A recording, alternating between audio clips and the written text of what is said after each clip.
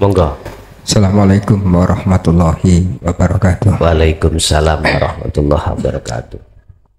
Ngapunten Gus saderenge njenengan nate sanjang nek saged aku iki salipen ngoten Gus. Kados prejengan kados kula niku potensi Gus nyalip sampean. Nek secara hakikat aku yakin bisa. Tapi nek secara ilmu angkat tangan Gus. Karena aku yakin kalau kita itu aktif terus sampai ranah amaran sholihah, aku yakin bisa. Tapi umpama kula salib dong enggak, jenengan tambah seneng sih Gus. Kedua, masalah ihsan. Ihsan itu iman yang sempurna. Di sisi lain kan ada Allah itu maha luas, berarti kan tidak terbatas.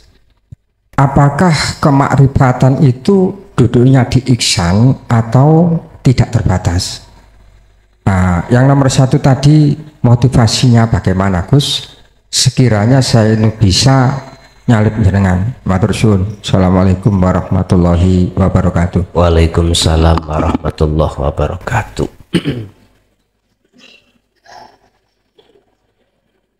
Terkait persoalan nyalip pernyalip, salib-saliban,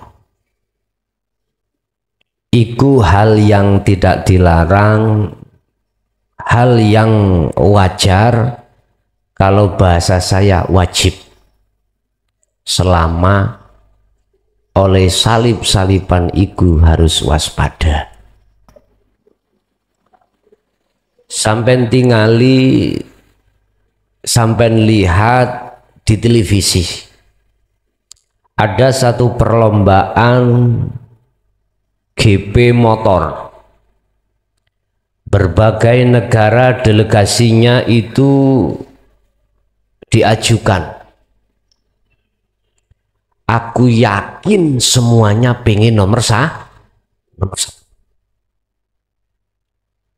Aku yakin si A sampai si Z, aku yakin semua maksud dan tujuannya itu pengen nomor satu. Berbagai cara dan upaya dia lakukan. Hal itu wajar, kalau bahasa saya wajib, dengan catatan kau harus waspada. Kewaspadaan itu dengan sendirinya akan muncul manakala sudah terbangun lewat latihan sehari-hari. Ojo dikira Rossi di luar arena itu dia nggak latihan. Lah, winginane kondo aku kok. Pantawi niku latihan. Bagaimana caranya ketika saat menyelip di tikungan? Bagaimana caranya ketika saat di jalan lurus itu kecepatan kencang? Nek Rosiku senengane yang dimaksimalkan kecepatan dalam tikungan. Skill yang dia punyai itu tidak dipunyai yang lain. Makanya Rossi niku nek nyalip biasanya wonten tikungan. Mengapa kok tikungan? Karena kebanyakan delegasi itu, peserta itu ketika saat itu tikungan kecepatan diturunkan. Nek gak diturunkan kebanyakan bereset. Mengapa bereset? Karena nggak punya skill. Rossi ku biasanya mungsuhe sapa Pak? Marquez. Nek nggon lurus Rossi kesalip dia. Biasanya ngonten. Wis jenengan harus, menurut bahasa saya wajib. Nah, bagaimana motivasi untuk bisa menyalip? Gampang. Kita kembali kepada apa yang dikatakan di dalam surah Al-Baqarah ayat 256. Lam fisama laha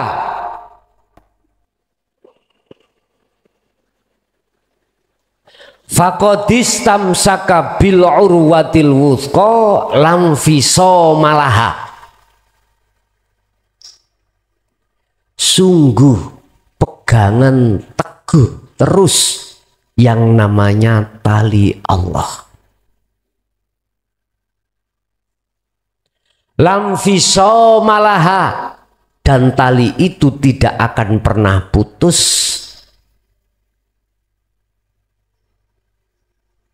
dalam dirimu. Loh, maksudnya memegang teguh terus tali Allah yang tidak putus itu bagaimana caranya?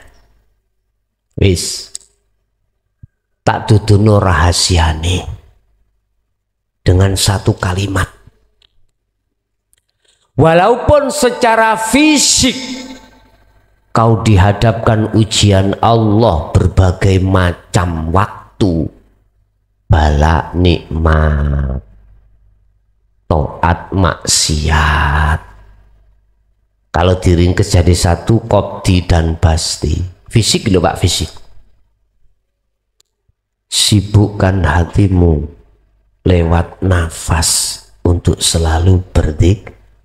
Itu kuncinya. Wis pasti nyalip Pak sampai niki. Di situ nanti akan terbentuk dengan sendiri, terbangun dengan sendiri skill-skill yang ada pada dirimu. Wis. Masih tah sampean wong wedok ambek ngulek. Napasmu jangan kau pergunakan untuk hal yang lain kecuali berzikir. Ngadepi anak ngoceh, hatimu zikir wae. Ngadepi ekonomi bangkrut, hatimu ganti kirai. Iku caranya memegang teguh tali Allah. Yang zikir itu mempunyai maksud supaya hatimu yakfur bitawud wa yu'min billah. Waqala aidon anibudullaha wajtanibut tawud. Mengarahkan terus hatimu anibudullaha wajtanibut tawud, satu sisi hatimu meninggalkan selain Allah. Iku caranya untuk membangun skill sehingga suatu saat, apakah itu kau rencanakan atau tidak, datangnya mendadak, hatimu tidak akan pernah makrifat selain Allah. Wis, iku caranya. Motivasi untuk ke situ. Terkait masalah ihsan, memang ada beberapa tahapan di dalam umat Islam untuk kesempurnaan pada Allah. Ada Islam, kan ditanyakan, ada malaikat mendo-mendo anak pemuda datang pada Rasul tentang masalah bertanya tentang masalah 3 hal. Ya Rasulullah, ma huwa al-Islam wal iman wal ihsan. Iki sing takoni malaikat mendo-mendo arek enom nang Rasulullah di mata para sahabat. Akhirnya dijelaskan nang Rasulullah. Islam iku biqauli asyhadu an la ilaha illallah wa asyhadu anna Muhammad Rasulullah. Apabila satu hamba sudah mengatakan dan mengucap syahadat, maka dia termasuk orang Islam, namanya Muslim. Yang dikatakan iman adalah kepercayaan dalam hati setelah ajaran di dalam syahadat, di dalam Islam itu disampaikan. Iman akan muncul dalam hati disebabkan dua faktor. Siji, utusan adanya, dua, perkara yang diutus. Berarti ilmu, ajaran. Siji ajaran, loro yang membawa ajaran. Tatkala dua ini sudah kau terima, maka disitulah akan muncul yang namanya keimanan. Khusus dalam Islam, keimanan ditancapkan terhadap Allah, bahwasanya Allah itu Tuhanmu, khalaqas samawati wal ardo, Dia yang menciptakan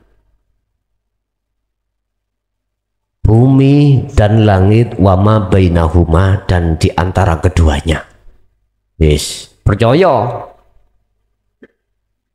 Lah, kepercayaan ini disebut sebagai nurul iman. Nur, cahaya iman, keyakinan. Mengapa nur keimanan iki muncul? Ya disebabkan kan dua faktor tadi. Percaya. Nah, ini keimanan yang seperti ini maka harus dikembangkan menuju ihsan.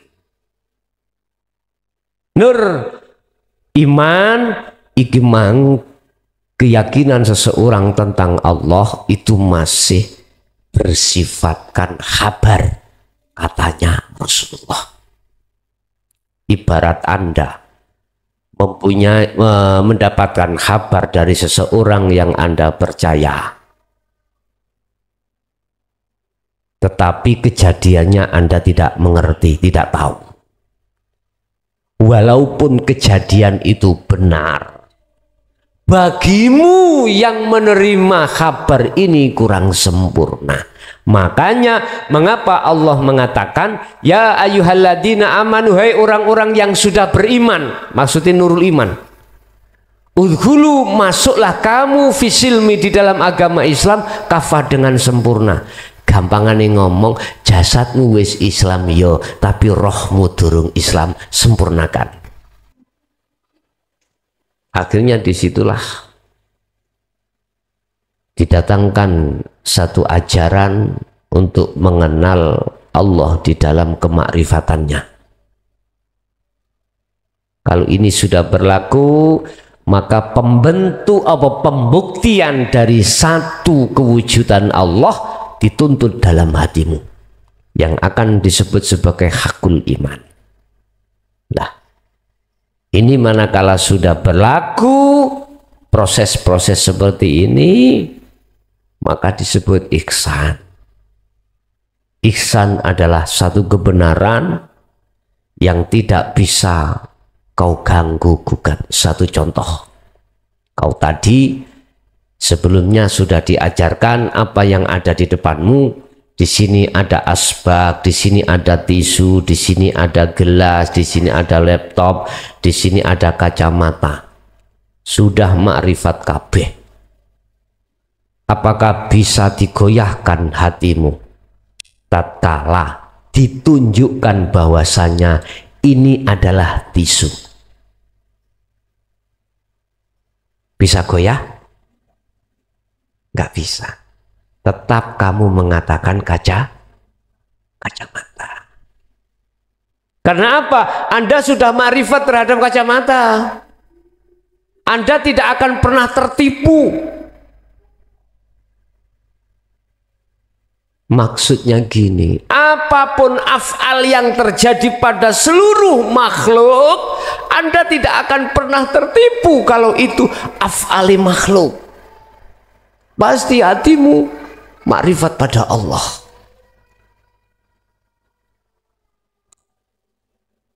Kalau hatimu sudah makrifat Allah, pasti kau tidak akan pernah tertipu oleh hawa nafsu yang setiap saat dan waktu membikin hatimu itu lari dari Allah. Nggak bisa, karena sudah makrifat.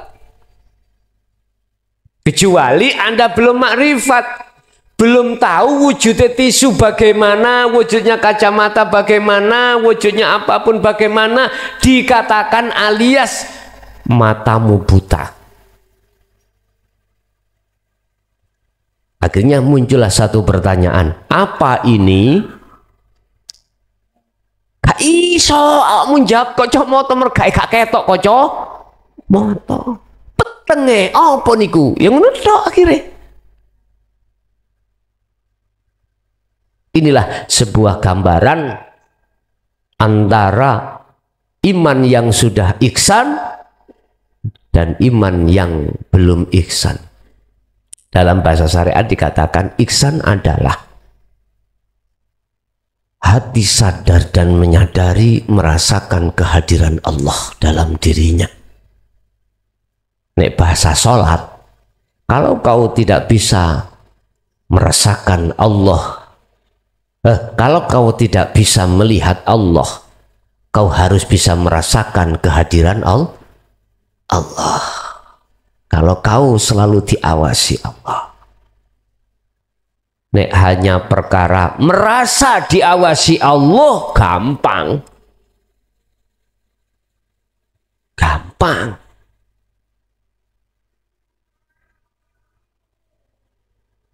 Tetapi kalau sudah makrifat Allah, ini juga akan gampang manakala kau sudah mengetahui ini Allah. Paham ya? La ibsor, ngomong gambar tidak, sebab beliau laisa kamislihi sayun.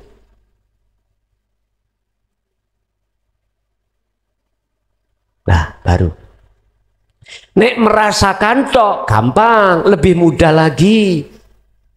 Karena teori menyebutkan keluar masukmu nafas, di situ ada hidup. Sebab hiduplah napas akan keluar, napas akan masuk, jantung akan berdenyut, darah akan mengalir. Gampang.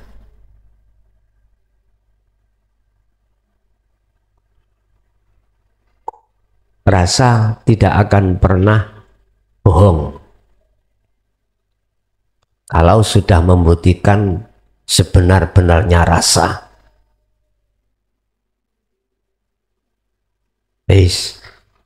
Cuman keiksanan seseorang itu kan wonten prosesi Pak.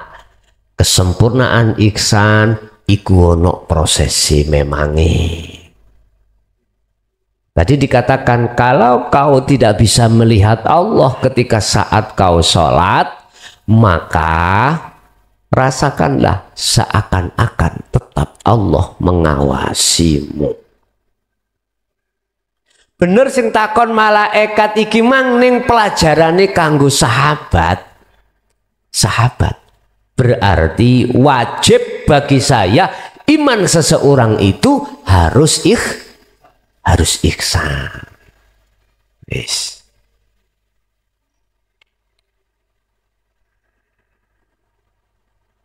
Jikalau iman iki sudah ihsan, akan mengerti yang dimaksud bahwasanya adunya mataul ghurur iku ngerti.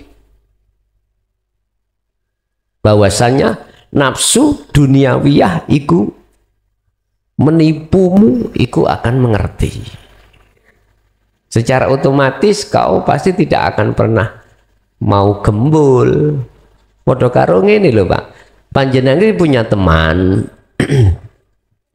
Ono macam-macam teman iku penggawean ini puai. Ono konco itu atau teman itu selalu kayak motivasi yang terbaik. Dia selalu sodik. Aku yakin naluri hatimu gak gelem gembul penipu. Gak gelem. Naluri lho Pak ya. Asine gak gelem gembul penipu. Lah piye? Ngomong sak ngomong isine gumbojo ae. Koyok-koyok kaitane utang temen-temen iku tak balekno. Berhubung duit daman-daman sampean ngomong.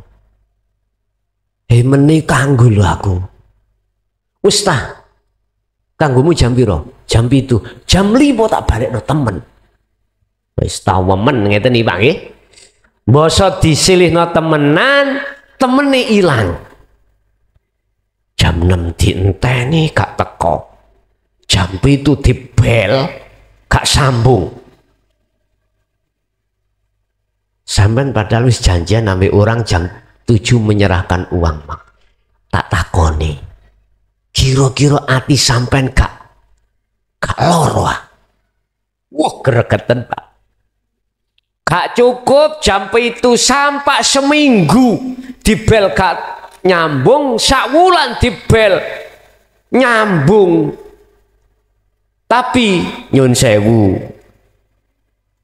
Semoyo entek semoyone sampai 7 tahun kira-kira ya apa sampean secara naluri manusiawi ya kira-kira sampean sik gelem gumbul boten kadang-kadang ono sing gak kapok alah duit kena digoleki maneh meneh gembul maneh ya Allah. Anak kare daftar TNI. Konco sampean ngomong, aku duwe konco. A1 pasti masuk. Tapi ono ngene ini. Piro? Wis saiki duwemu piro? Gampang kok aku singgung, padahal iku mek abal-abal. Aku ndek konco tenan. Wis saiki duwe dhuwit piramu? Aku duwe dhuwit 10. Ya wis 10 iki jaminan sik. 10 digawa sing jenenge kanca mang epok-epok. Kapan iki dipethukno nang nggone kanca sampean? Wis 3 dina kas. 3 dina dinteni. Sedina 2 dina jatuh tempo 3 dina. Iya alasan. Kancaku gak iso ketemu dina iki. Iki sik ana ngene luar kota. Tugas padahal enggak. Kira-kira sampean roh nek iki mang bojuk kira-kira gak kepingin nekek amen. Manusiawiah lho ya. Akhirnya ditawambahi maneh. Iki teko kabar koncoku jari kok nambahi 10 kas 3 dina ketemu. Oh nggih, transferen sik ngono, transfer 3 dina. Mendika wis gak ketemu maneh. Kira-kira sampean gak ati ya apa? Jelas secara manusiawiah ngamuk-ngamuk. Nah ngoten nggih. Bapak Ibu rahimakumullah. Anda terhadap Allah. Kalau selama hati Anda belum makrifat nang Allah betul, mesti sampean kali kula sik kena ketipu hawa nafsu. Padahal ngerti yen iku tipuane nafsu. Tapi ya apa ketika saat detik-detik koyok ngono kuwi kok awak dhewe gak sadar telah tertipu. Lah, balik nanggone kesimpulan. Iki bagi ahli syuhud lho ya. Balik nanggone proses. Wajib bagimu kejungkel. Wajib. Justru kejungkel-jungkelmu itu bila mana inna fi dzalika laayatan liqaumi yatafakkarun.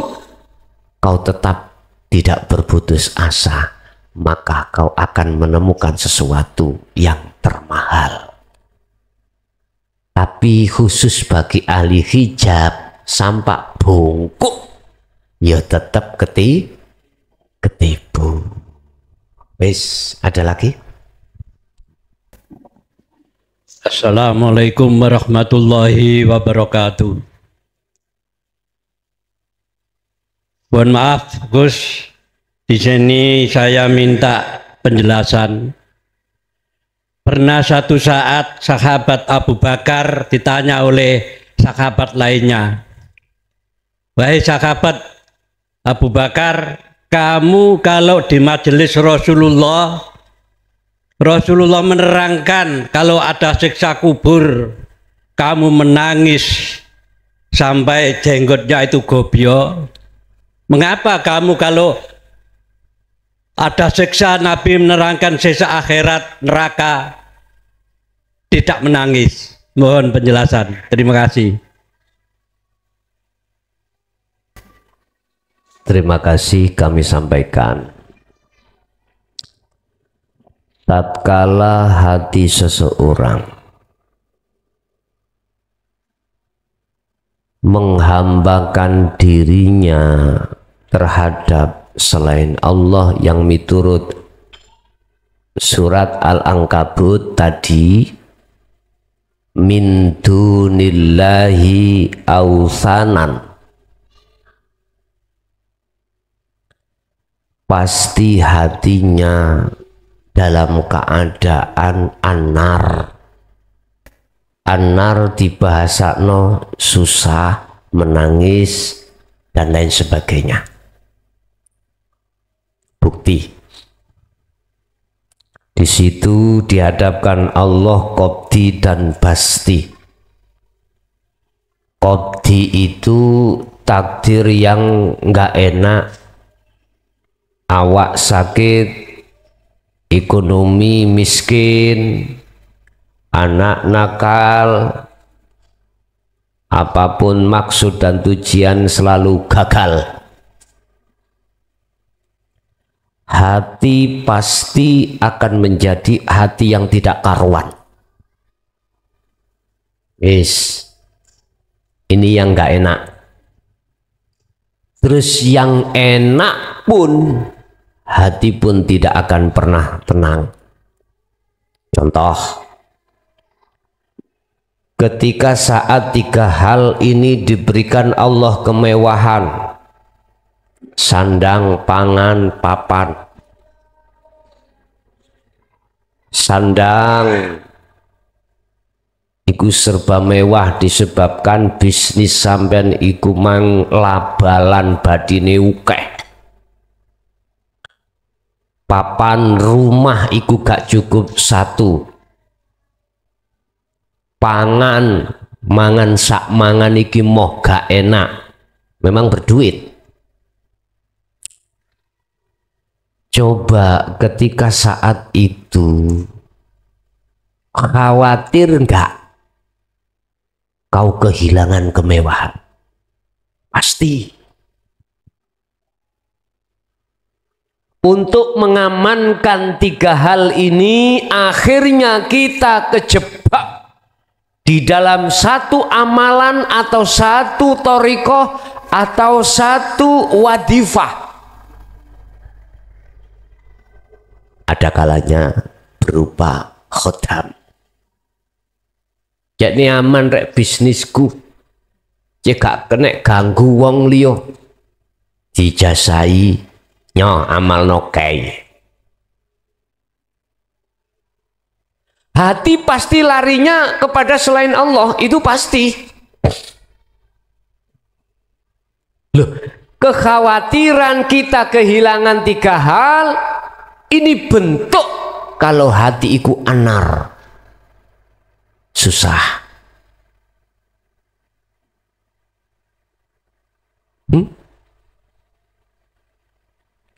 Saiki sing duwe jabatan takut kehilangan jabatan itu. Toh pada akhirnya semuanya itu berpisah, mboten? Berpisah. Sebetulnya mereka sadar secara naluri kemanusiaan dia, sifat basyariahnya dia itu sadar kalau suatu saat semuanya akan berpisah. Tapi hal itu tertutup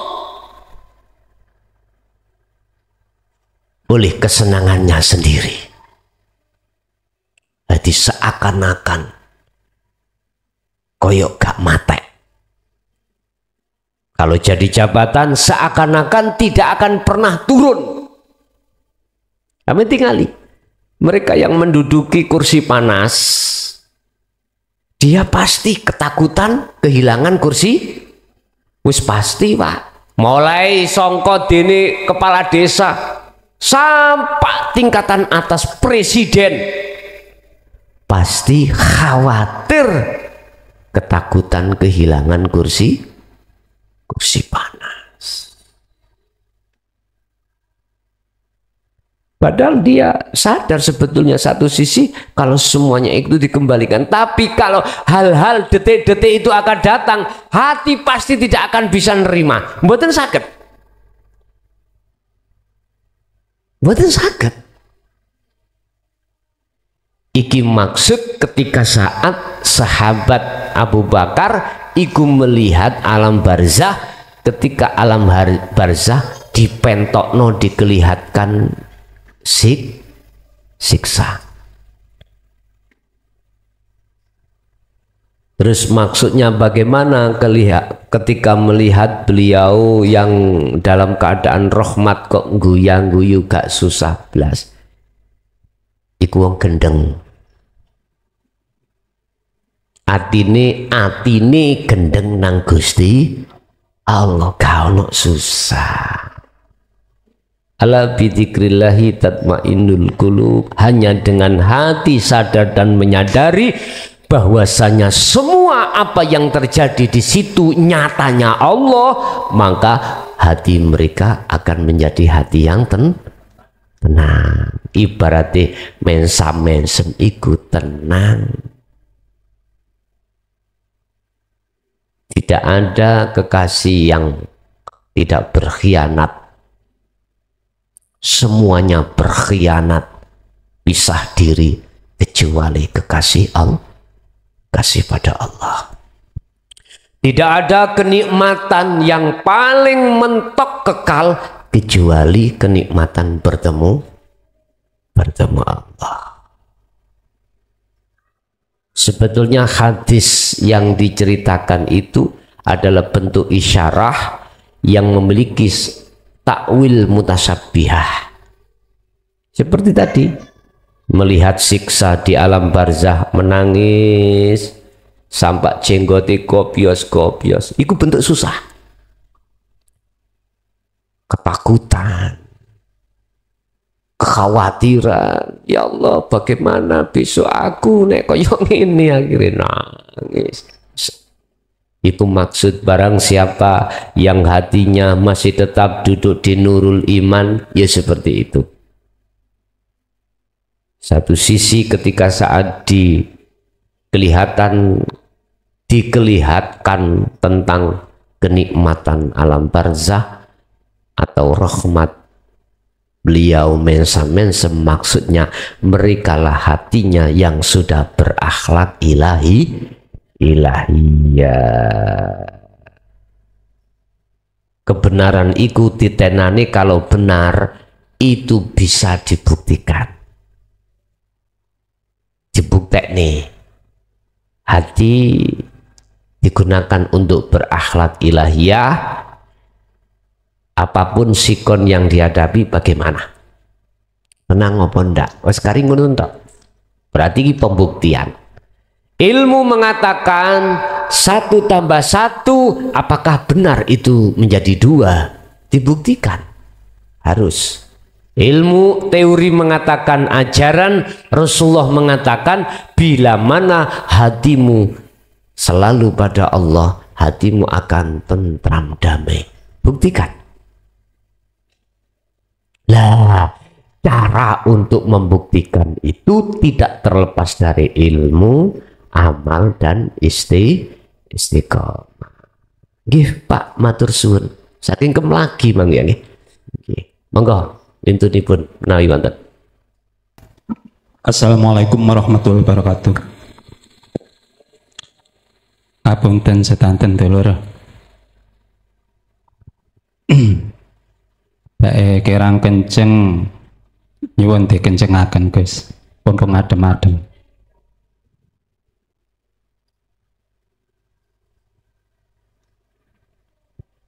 Napa sing diarani salib-saliban iku kok rawese kok kadosi tasih nafsu ngoten seringe. Bawang wis iki lho aku. Aku iki rajane sembarang kalir. Coba takok rajane sapa ae, rajane apa ae. Ya aku iki. Apa ya isik butuh salib-saliban wis jelas. Kurang apa wis ketok mata wis ora picek. Kanggone awakku mboten kanggo sampean nggih. Ngoten lebet saking lebet mangoten. Niki derek-derek niki Gus. Wonten ayat sampeyan jai didik mungkin adoh-adoh. Butuh swara kula rupane. Rodok ngejar-ngejar didik. Suatu saat pastikan datang, saat-saat paling menakutkan. Sang malaikat penjemput nyawa kan merenggut ruhmu dari badan.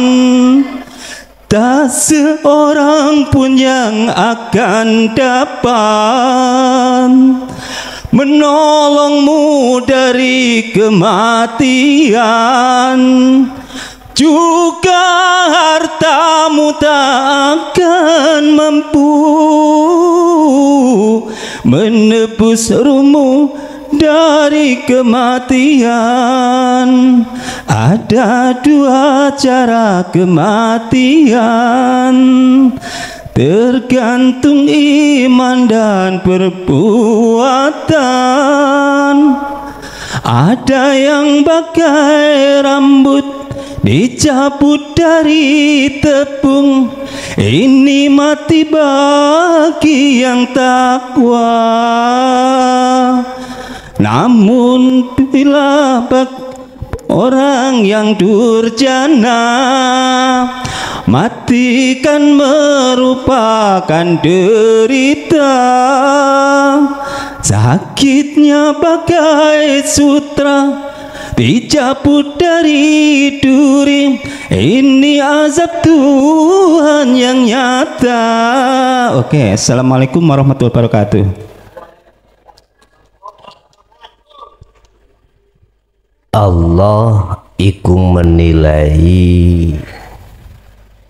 dari sebuah amaliyah yang terjadi pada hambanya itu bukan karena kealimannya,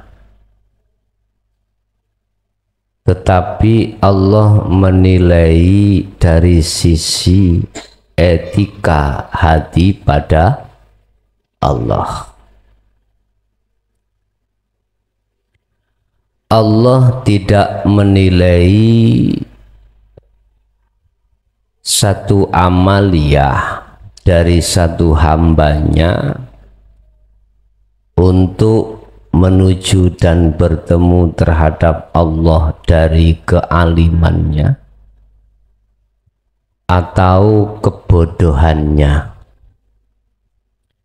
tetapi Allah menilai hambanya dari satu amaliyah itu dari etika. Inilah yang dimaksud Rasulullah, innama bu'ithu liutammima makarimal akhlak. Aku tidak akan diutus Allah terhadap segenap manusia kecuali menyempurnakan akhlak, baik akhlak secara syariah maupun hakikiyah, baik akhlak istimaiyah maupun ilahiyah.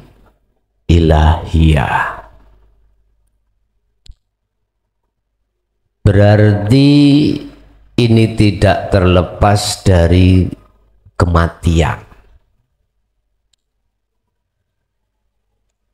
Kematian akan selalu dirindukan oleh hambanya tatkala hambanya itu sudah mencapai kemakrifatan pada Allah. Kemakrifatan bisanya tercapai pada Allah itu tidak terlepas dari etika atau akhlak ilahiyah. Akhlak ilahiyah iku akan terbangun terhadap diri hamba ketika beramaliyah. Amaliyah itu akan terbangun dengan benar tatkala si hamba ini mengerti daripada ilmu yang akan diamaliyahkan. Gandeng proses seperti ini akan bisa disimpulkan. Alim dari sebuah ilmu itu penting. Kalau sudah menginjak terhadap amal, maka etika, akhlak yang harus dikedepankan. Sebab apapun yang terjadi ketika saat dikatakan duduk di musyahadah, maka kealiman, kebodohan itu sudah tidak terpakai kembali. Ibarat seseorang akan menciptakan, membuat yang namanya undi-undi. Tatkala sudah terwujud namanya undi-undi, secara otomatis proses sing asale dianggap penting itu sudah terlampaui. Oleh karenanya ketika saat sudah duduk di musyahadah, inilah yang dimaksud lagu tadi. Ada dua kematian yang terjadi pada diri hamba. Ada kematian orang yang durjana, sakitnya seperti sutra ditarik dari duri. Ada yang kematian bagi orang-orang yang taat. Ini maksudnya adalah orang yang sudah dimusyahadah. Diibaratkan seperti benang ditarik dari tepung. Lah, Bapak Ibu, sekarang bisa kita pilih.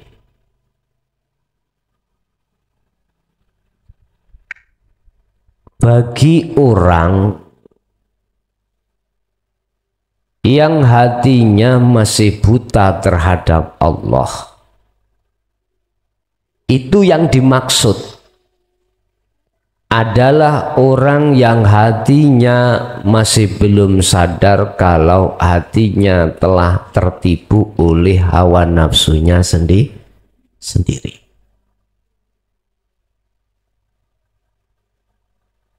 Berarti kalimat durjana ini adalah orang yang menyandang titel su'ul khotimah. Yes. Yang kedua, yang kami maksud kematian bagaikan benang ditarik dari tepung, ini adalah orang-orang yang sudah melepaskan dirinya dari hawa nafsu.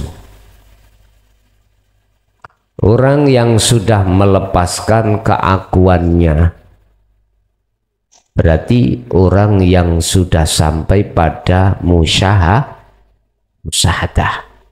titel yang dibawa adalah husnul khotimah.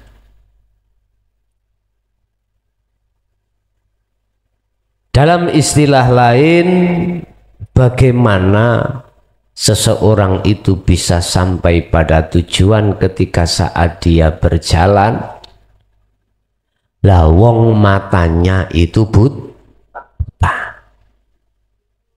Mohal bagi seseorang yang tidak bisa sampai tujuan, sementara dia tahu jalannya menuju satu tujuan.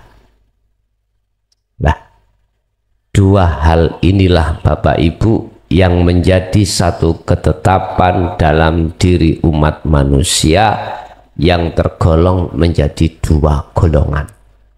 Sehingga mengapa di dalam Al-Quran sudah sering dikatakan ada golongan kiri, ada golongan kanan. Golongan kiri yang tidak mengerti aku, golongan kanan yang sudah mengerti aku. Wis, ada lagi?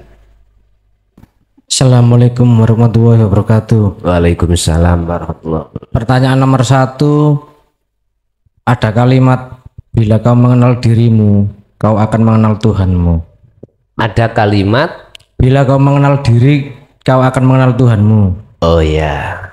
Yang nomor 2 ini masalah akhir-akhir ini kan banyak perdebatan antara mengucapkan Natal dan merayakan Tahun Baru. Katanya untuk bila kita mengikuti aturan-aturan orang kafir, kita ikut kafir gitu guys. Assalamualaikum warahmatullahi wabarakatuh. Waalaikumsalam warahmatullahi wabarakatuh.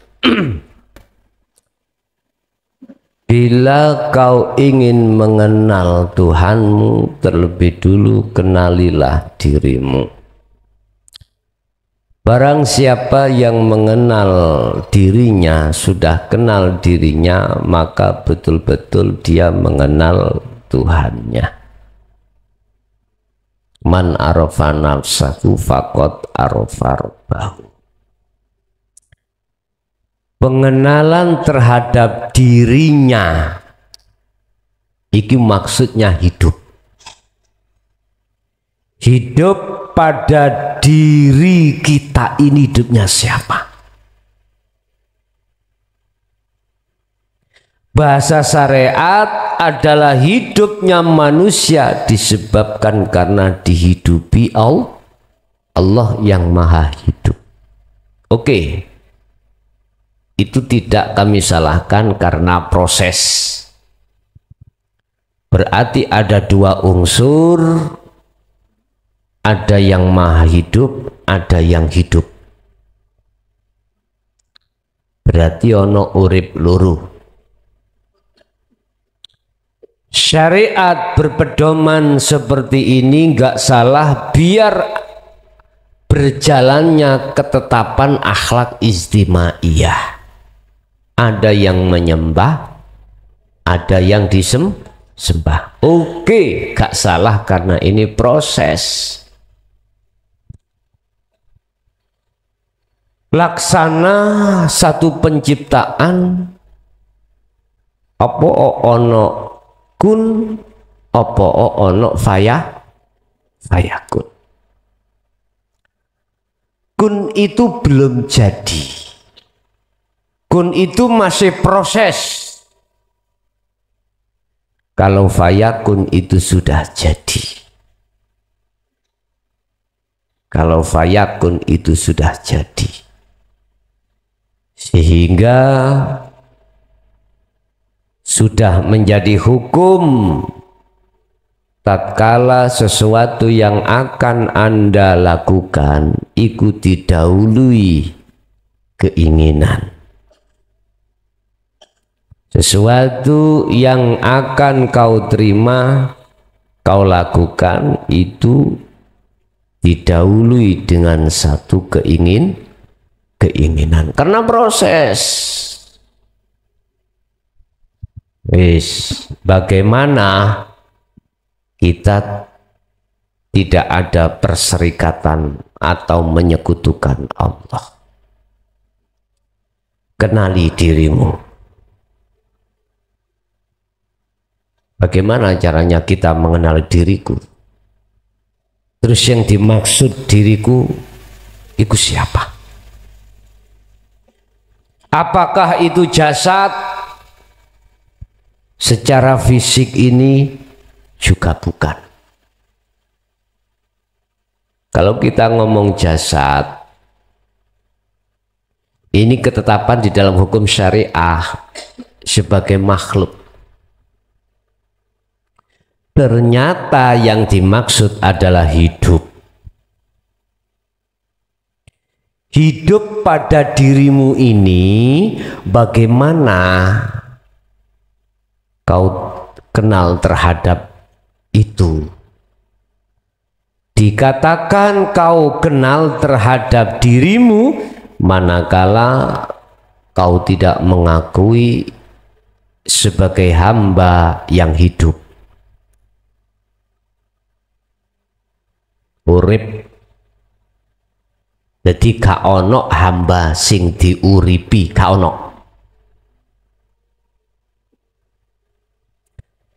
Dikatakan kau kenal pada dirimu tatkala dirimu sudah tidak mengakui bahwasanya dirimu makhluk ini hidup. Bahasane kan gini, man arofa nafsahu. Terus dijawab fakot arofa robbahu. Barang siapa yang kenal pada dirinya, ini berarti faedah syarat. Pertanyaan, di mana ada faedah syarat pasti ada faedah jawab. Yo fakot mongko temen-temen arofa ngerti kenal sopo man wong kuwi robahu ing pangerane man. Siapa yang kenal dirinya maka dia pasti makrifat Allah. Maksudnya hidup. Hidup pada dirinya itu sudah tidak diakui hidupnya hamba, tetapi hidup yang ada dirinya sudah ditetapkan hidupku Allah. Loh, jelas toh? Lah, untuk sampai di situ kita tidak bisa terlepas dari satu ilmu, amal dan istiqomah. Wong tujuannya uzlah itu adalah membersihkan keakuan pada diri kita sebagai hamba. Berarti penafian la ilaha. Uzlah itu di situ. Yang maksudnya supaya fakot arofa robbah, supaya asyhadu bisa sampai ke ilallah.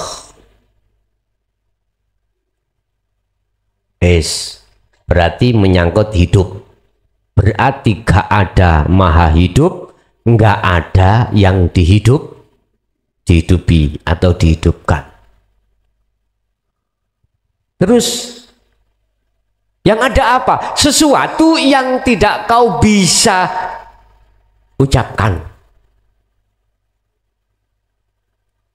Karena bila ismin gak nyandang jeneng, lah wis ana kuno wis gak ngomong jeneng Allah, gak ngomong jeneng hidup, gak ngomong gambar dan lain sebagainya. Akhirnya diistilahkan oleh para masyayikh, wong sing makrifatiku wong sing wis eruh tracake kuntul miber.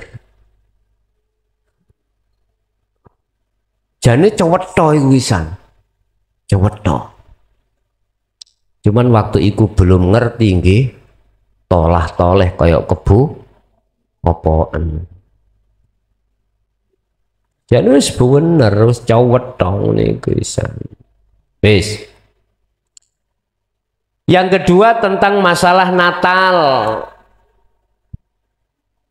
Memang apapun alasannya kalau kita sikapi dari sisi syariah nggak boleh kau mengatakan wa alaikumussalam, nggak boleh. Yang boleh wa alaikumussalam, gak salam, sam. Misalnya bahasa syariat iku mengatakan kau berpapasan oleh orang yang tidak seiman, dia mengatakan assalamualaikum, nggak boleh kau menjawab waalaikumsalam, kau harus menjawab waalaikumsalam. Apa sam itu? Hancurlah kau. Ini syariat dia. Kejem nomor itu ngerti nih. Koyok surga kok pek dewi ya. Ya udah, itu bahasa syariat. Ya. Berarti bahasa syariat kita mengucapkan terhadap ghairul Islam itu haram. Ya wis trimone haram syariat. Saiki cara hakikat bagaimana? Kita mengucapkan waalaikumsalam. Ini sebetulnya tidak ada bedanya dengan bahasa budi luhur. Tidak ada bedanya dengan kasih sayang. Allah Ar-Rahman, Allah juga Ar-Rahim. Bahasa proses gak popo jenengan iki mang mengucapkan hal itu manakala dibarengi hati tajali Allah, nggak ada masalah. Cara hakikat semuanya kan Allah. Jadi gak ndelok makhluke, ndelok Allah, nggak ada masalah. Bapak Ibu, ajaran-ajaran yang kata Rasulullah menjadi 73 golongan sampai kapanpun gak iso rukun. Manakala tidak memegang ajaran Rasul al-Haq,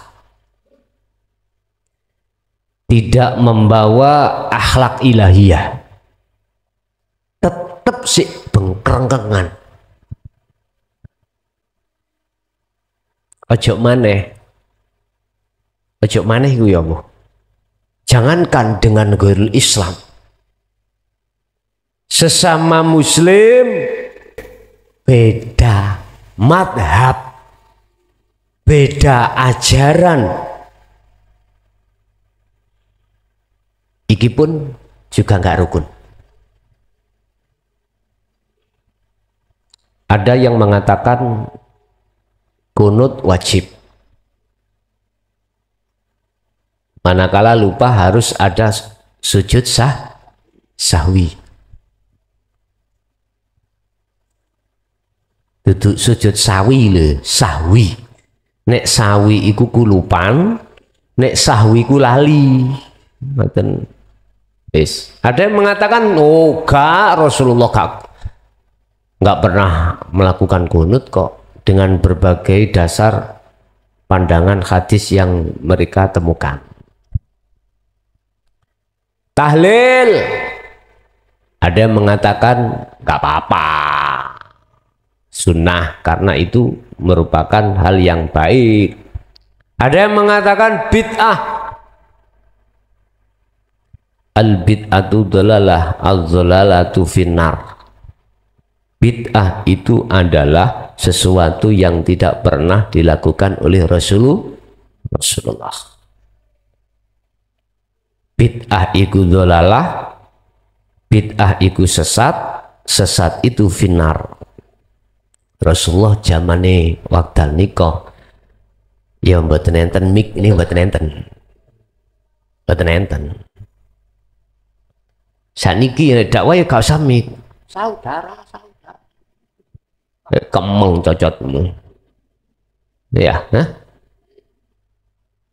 Ya gak kena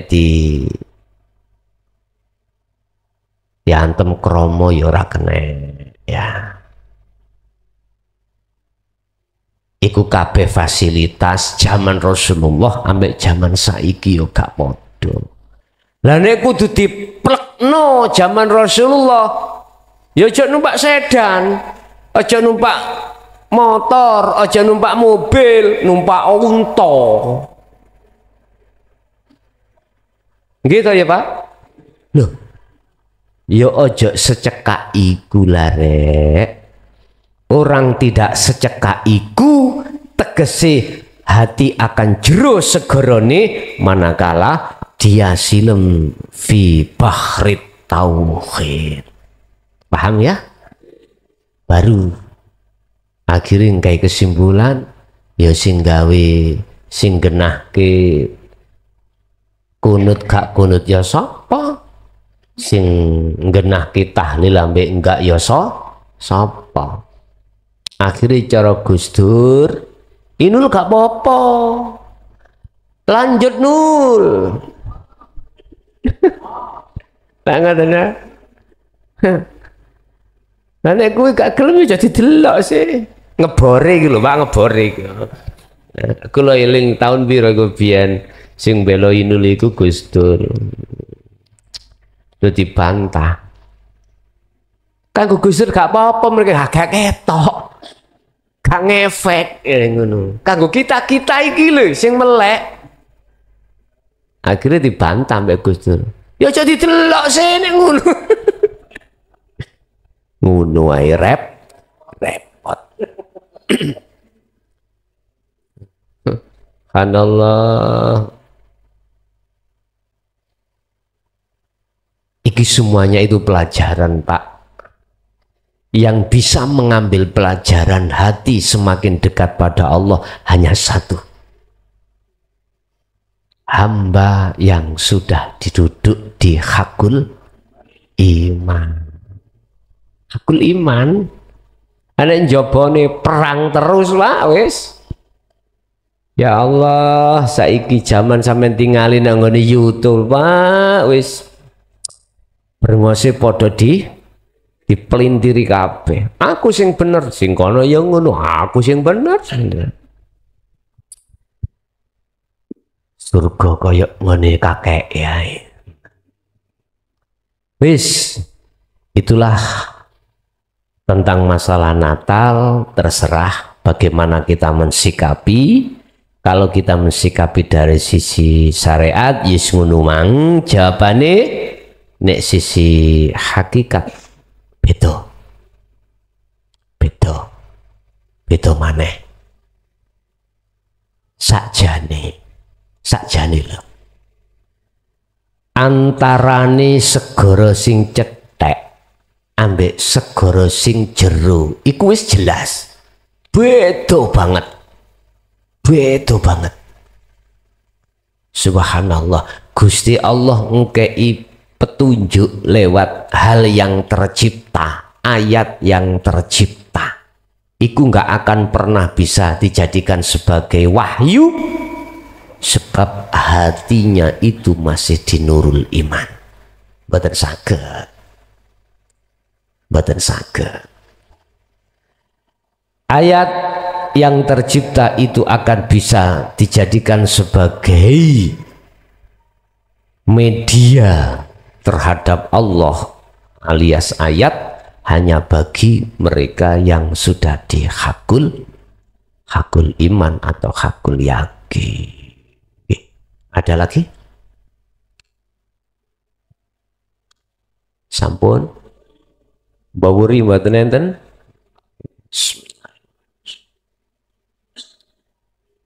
Al-Fatihah.